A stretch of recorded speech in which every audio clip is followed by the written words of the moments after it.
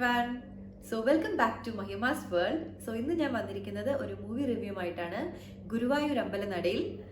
So അതിൽ അഭിനയിച്ചിരിക്കുന്നത് നമുക്ക് എല്ലാവർക്കും അറിയാം, പൃഥ്വിരാജ്, നിഖില വിമൽ, ബേസിൽ, അതുപോലെ തന്നെ അനശ്വര. ഇവരാണ് മെയിൻ റോൾ ചെയ്തിരിക്കുന്നത്. അതിൽ അനശ്വരയും ബേസിലും താരജോഡികളായിട്ട് എത്തുന്നുണ്ട്. നന്നായിട്ടാണ് അവർ ജോഡികളായിട്ട് ചെയ്തിരിക്കുന്നത്. നല്ലൊരു ഫാമിലി എന്റർടൈനർ കോമഡി മൂവിയാണ്.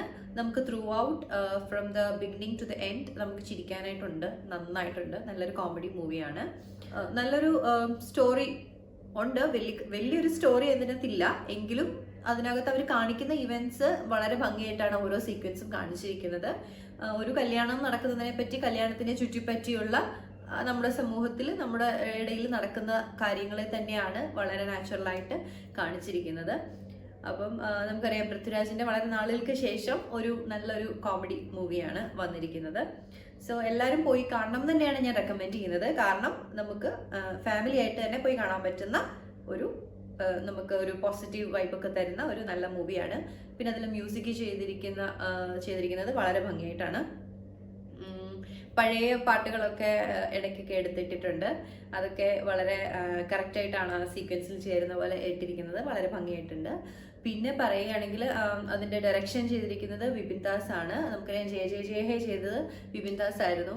അപ്പം അതുപോലെ തന്നെ ബേസിലിൻ്റെ അതിലുള്ള അഭിനയം പോലെ തന്നെ നല്ലൊരു റോളാണ് ഇതിലും വന്നിരിക്കുന്നത്.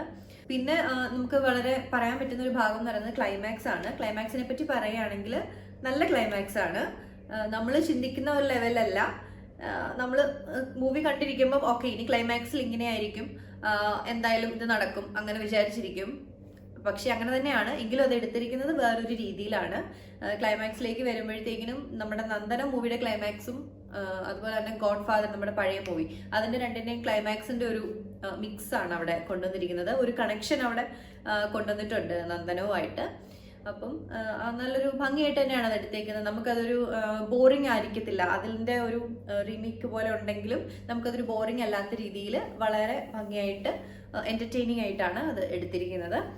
സോ അതും ക്ലൈമാക്സ് ഒക്കെ വളരെ ഭംഗിയായിരുന്നു. അങ്ങനെ ഫസ്റ്റ് ഹാഫിനെ പറ്റി പറയുകയാണെങ്കിൽ ഫസ്റ്റ് ഹാഫാണ് കൂടുതൽ നമുക്ക് എൻ്റർടൈനിങ് ആയിട്ടുള്ളത്. ഫസ്റ്റ് ഹാഫിൽ കൊണ്ട് നമുക്ക് സ്റ്റോറിയുടെ ഒരു മൊത്തം ചായ നമുക്ക് മനസ്സിലാകും. പിന്നെ സെക്കൻഡ് ഹാഫ് ആണെങ്കിൽ നമുക്ക് ഒട്ടും ബോർ അടിപ്പിക്കുന്നില്ല. അങ്ങനെ ത്രൂ ഔട്ട് ഫുൾ മൂവിയും നമുക്ക് ഒട്ടും ബോറിംഗ് ഒന്നുമല്ല. ത്രൂ ഔട്ട് നമുക്ക് നല്ലതായിട്ട് ചിരിക്കാൻ തന്നെയുള്ള നല്ലൊരു മൂവിയാണ്. ഞാൻ അധികം പറഞ്ഞാൽ നിങ്ങൾക്ക് അതിൻ്റെ കഥയൊക്കെ മനസ്സിലാകും. സോ അതുകൊണ്ടാണ് സ്റ്റോറി ഒന്നും ഞാൻ പറയുന്നില്ല. എന്തായാലും മസ്റ്റ് വാച്ച് മൂവിയാണ്, എല്ലാവരും പോയി കാണണം. പിന്നെ ചെറിയ ചെറിയ റോളുകളായിട്ട് ഒത്തിരി പേര് അതിൽ വന്നു പോകുന്നുണ്ട്. നമുക്ക് കോമൺ ആയിട്ട് കാണുന്ന ചെറിയ ചെറിയ റോളുകൾ ചെയ്യുന്ന നടന്മാരും നടിമാരും ഒക്കെ കോമഡി റോളായിട്ട് വന്ന് പോകുന്നുണ്ട് ചെറിയ ചെറിയ റോളുകളിൽ. അതുപോലെ തന്നെ യോഗി ബാബു അതിൽ ഗസ്റ്റ് റോളായിട്ട് വരുന്നുണ്ട്. അതും വളരെ നല്ലൊരു റോളാണ് ചെയ്തിരിക്കുന്നത്. നല്ലൊരു എൻട്രിയും നല്ലൊരു എക്സിറ്റുമാണ് കൊടുത്തിരിക്കുന്നത്. അങ്ങനെ മൊത്തം എല്ലാവരും കൂടെ ചേർന്ന് കുറേ നടന്മാരും കുറേ നടിമാരും ചേർന്നിട്ട് നല്ലൊരു മൂവിയാണ്. സോ എല്ലാവരും പോയി കാണുക. Okay, thank you, bye bye.